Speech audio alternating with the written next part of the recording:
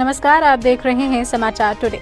Cyber city में इन दिनों लोग सीवर जाम की समस्या से परेशान हैं। गुरुग्राम शहर का कोई ऐसा इलाका नहीं है जहां समस्या ना हो, लेकिन नगर निगम के अधिकारियों के कान पर जू तक नहीं रेंग रही है। वार्ड नंबर 10 में इन दिनों लोग सीवर जाम की समस्या से खास परेशान हैं। दरअसल भीमगढ़ खेड़ी से गुरुग्राम रेलवे स्टेशन पर जाने के लिए मुख्य रास्ता सीवर जाम के चलते गंदे पानी से भरा पड़ा है और लोग इस गंदे पानी से गुजरने पर मजबूर हैं। इतना ही नहीं, यहाँ के लोगों और दुकानदारों ने निगम अधिकारियों से लेकर गुरुग्राम के एमएलए तक से गुहार लगाई है, लेकिन समस्या का कोई समाधान नहीं हुआ। ऐसे में अब आम आदमी पार्टी के लोगों ने इस समस्या से निजात दिलवाने का बड़ा बीड़ा उठाया है। डॉक्टर सारिका वर्मा की माने तो गुरुग्राम नगर निगम सबसे ज्यादा राजस्व देने वाला निगम है। बावजूद इसके नगर निगम के सभी वार्डों की हालत खस्ता है। निगम में भ्रष्टाचार का माहौल है। चाहते हैं कि बहुत कम से कम 3-4 साल हो गए हैं ये सीवरेज का प्रॉब्लम बढ़ता जा रहा है और निगम इसके बारे में बिल्कुल भी सीरियस नहीं है। कुछ हफ्ते पहले वो बोलते हैं, जस्ट बारिशों से कुछ हफ्ते पहले वो एक प्लान बनाते हैं कि अब सीवर साफ होंगे, ड्रेन साफ होंगे, एक खाना पूर्ति हो जाती है और बात खत्म हो जाती है। और पूरे शहर में कोई भी सेक्टर ऐसा नहीं है जहाँ पे वाटर लॉगिंग की प्रॉब्लम नहीं होती है। अभी एक लिमिट पार हो चुकी है। लोग बहुत ज़्यादा परेशान हो गए हैं, त्रस्त हो गए हैं। लोगों की बाइक्स, गाड़ियाँ खराब हो जाती हैं। बच्चे अब डूबने लगे हैं। कल मैं पढ़ रही थी कि एक बंदा जहाँ पे उन्होंने सीवर के लिए ड्रेन खोदा था, उसमें पानी भर गया, उसको गिर गए, उनकी डेथ हो गई फरीदाबाद में। तो ये बहुत ज़्यादा एक सीरियस गंभीर विषय है। और मैनुअल स्कैवेंजिंग, ये कहते हैं कि ये मैनुअल स्कैवेंजिंग, इन्होंने पार्लियामेंट में कहा कि नहीं, कोई स्कैवेंजिंग नहीं हो रही है, जबकि मैंने अपनी आंखों से सेक्टर 31 का सीवर भी फिजिकली, मतलब लेबर को अंदर जाते देखा है विदाउट एनी प्रोटेक्टिव गियर, जिसकी वजह से हमारे जो कर्मचारी हैं ज़्यादातर वो कॉन्ट्रैक्ट पर रखते हैं, उनकी डेथ हो जाती है तो उनको कुछ कॉम्पेंसेशन तक नहीं मिलता।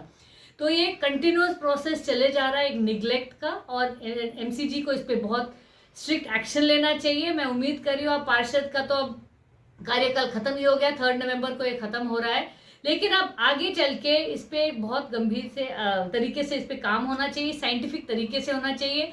अगर इनको समझ नहीं आ रहा, अगर इनकी मशीनें साफ नहीं कर पा रही, तो किसी स्पेशलिस्ट को बाहर से बुलाएं, एलएनटी या कोई बड़ी कंपनी से बुलाएं, पहले इसका ऑडिट करवाएं, असेस करें कि प्रॉब्लम क्या है, क्यों पूरा गुड़गांव जो है इसकी ड्रेन्स ब्लॉक हो रही हैं। और इसमें कई जगह तो स्ट्रक्चरल प्रॉब्लम है। सेक्टर 31 और 40 की जो लाइन जा रही थी, जो पहले सीधी होती थी, वो इन्होंने जब राजीव चौक का अंडरपास बनाया तो वो पूरी लाइन टेढ़ी हो गई, जिसकी वजह से ये 3 साल से यहाँ पे ब्लॉकेज हो रहा है। तो मैं उम्मीद कर रही हूँ कि सरकार इस पे थोड़ा सा गंभीर होगी और प्रशासन इस पे एक्शन लेगा। केवल वर्ड्स करके फिर अगले बारिश तक हमें इसी हाल में ना छोड़े। निगम दावे तो करती है। अभी निगम ने हाल ही में 3 मशीनें ली हैं। अगर तीनों मशीनों की बात करें तो सफ़ेद हाथी की तरह वो खड़ी हैं। सीवरेज साफ़ करने के लिए कर्मचारी जो है, उपकरण उनके पास होते नहीं है। सुबह साफ़ करते हैं और शाम तक फिर वही सीवरों की समस्या है। उससे जो है गलियों में और जो है शहर में मच्छर, बीमारियां फैल रही हैं। बच्चे भी काफ़ी परेशान हैं। शिकायतें करते हैं, पार्षद को करते हैं, निगम में करते हैं, मगर कोई भी। देखिए, ये हमारे लिए आज बड़ी दुर्भाग्य की बात है कि ये जो सीवर कर्मचारी और हरियाणा कर्मचारी संघ के जो लोग, जो हमारे एक तरीके से देश की नींव है, इनको आज ये महसूस हो रहा है, ये अपने आप को असुरक्षित महसूस कर रहे हैं, क्योंकि इनका जीवन यापन इस पर निर्भर करता है। अगर इन लोगों को पक्का ना किया जाए तो ये कहाँ जाएंगे।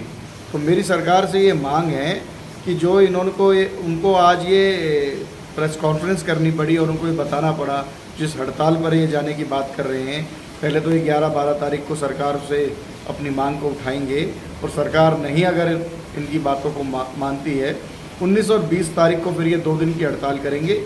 और फिर भी अगर सरकार नहीं जागी तो ये 20 तारीख के बाद फिर ये अनिश्चितकालीन हड़ताल पर बैठेंगे।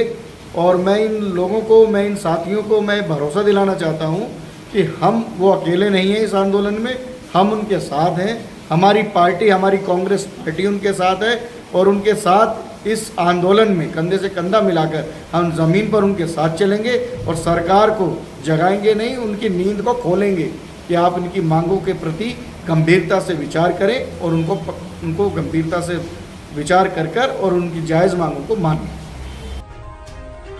लोग मूलभूत सुविधाओं के लिए तरस रहे हैं और उनकी सुनने वाला कोई नहीं है।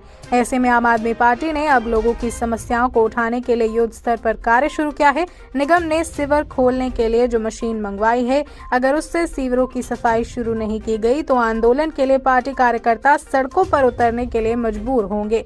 आम आदमी पार्टी लोगों को हो रही समस्याओं से निजात दिलवाने के लिए अपनी आवाज उठाएगी और अपने कदमों से आम शहर वासी को कब तक निजात मिल पाता है ये भी बताएगी। तो अगर खट्टर साहब जो हर बार यहाँ आते हैं और अपने इंटरव्यूज देके जाते हैं, अगर गुड़गांव के बारे में थोड़ा सा भी सोचें, अगर निगम के जो अधिकारी हैं थोड़ा सा पैसा जो करोड़ों रुपए, ऑलमोस्ट 5,000 करोड़ रुपए इनके पास सालाना है, वो यहाँ वहाँ खर्चने की बजाय इसको प्रॉपर तरीके से करें। जीएमडीए ने आज ही अनाउंस किया है कि 100 करोड़ रुपए हम हर महीने खर्चेंगे। अब तक 35 करोड़ खर्च रहे थे, तो उसका वो जो निवेश है वो मूलभूत सुविधाओं के लिए किया जाए और रिजल्ट ओरिएंटेड हो। ये ना हो कि 100 करोड़ तो खर्च हो गया लेकिन पानी उतना का उतना ही है।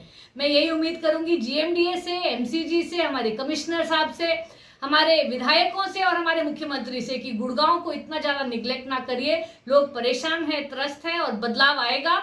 इस बार झाड़ू चली तो हम लोग अगर सरकार में आए तो हम इंश्योर करेंगे कि गुड़गांव में फंक्शनिंग ड्रेन्स हो और ये समस्या जड़ से खत्म हो। क्या नाम है जी आपका? सर मेरा नाम राकेश कुमार वाल्मीकि है। मैं गुरुग्राम इकाई सीवर विंग प्रधान हूँ यहाँ पर। राकेश जी, आए दिन सीवर की समस्याएं हैं। अगर गुरुग्राम की बात करें तो सीवर ओवरफ्लो हो रहे हैं, ठीक है। 3 मशीनें निगम ने ली है, वो सफ़ेद हाथी की तरह खड़ी हैं। कर्मचारियों को सीवरेज में उतारा जाता है बगैर उपकरण के, ठीक है। क्या कहेंगे इस पर? सर क्या कहा जाए, इसमें जो सरकार की जो नीति है कच्चे कर्मचारियों को लेकर या ये ठेकेदारी कर रखी, जो 3 मशीन आई हैं, ये तीनों मशीन जब हमारे पास ट्रायल के लिए आई थी, ये तीनों मशीनें हमने जब विफल कर दी थी। ये मैनुअल जो एक सीवर है, सीवर के सामने का कूड़ा खींच सकती है, अन्यथा ये आगे पीछे का खींच ही नहीं सकती। ये हमने जब भी रिजेक्ट कर दी थी, पर इस नगर निगम प्रशासन ने पता नहीं क्या धांधलेबाजी चला रखी है। तीनों मशीन पास करके अब खड़ी कर रखी हैं। उसके बावजूद भी कर्मचारी खुद उतर कर सफाई करवा रहे हैं, चाहे वो आउटसोर्स का हो, चाहे वो निगम रोल का हो, सीवरमैन सुपरवाइजर या सीवरमैन सफाई कर्मचारी, हाथ से ही करना पड़ रहा है। ये मशीनें तो बस सफ़ेद हाथी आया है, खड़ायत दिखावे के लिए है। राकेश जी, ऐसे में जो है सीवरमैन उतरते हैं, उसमें क्या उपकरण बगैर उपकरण के तो काफ़ी जोखिम भरा होता होगा। उसमें क्या निगम की तरफ से आपने कोई चीज़ रखी है कि सेफ्टी उपकरण को लेकर? हमने निगम से काफ़ी बार अपने सेफ्टी उपकरणों के मामले में मांगे रखी गई हैं। अभी पीछे कुछ समय पहले ही इन्होंने हमें सेफ्टी सूट दिया था, वो भी सेफ्टी सूट किसी का लायक नहीं था। तो उसे हमने जब ट्रायल पे डाला तो उसमें बाहर ही बारिश का पानी घुस रहा है, तो सीवर में जाने के बाद उसमें गैस वगैरह नहीं घुसेगी क्या? ठीक। और जो ऑक्सीजन मास्क इन्होंने मुहैया करवाया, 1 सिलेंडर है पूरे गुड़गांव के 5 जोनों में, 1 सिलेंडर है। 1 सिलेंडर में कहाँ का काम करना है? ऐसा कोई अभी तक इन्होंने परिपत्र अच्छी तरह कोई ऐसा सेफ्टी उपकरण मुहैया ही नहीं करा रखा। हाँ, आए दिन इसी कारण सीवर में मौत होती रहती है। जब पीछे अपना फरीदाबाद ले लो, चाहे रोहतक ले लो, इसी कारण हो रहे हैं कि सेफ्टी उपकरण को अच्छी तरह दे ही नहीं पा रहे हैं। अब इन्होंने O&M का एक वेंडर बना रखा, ठेका का रखा है।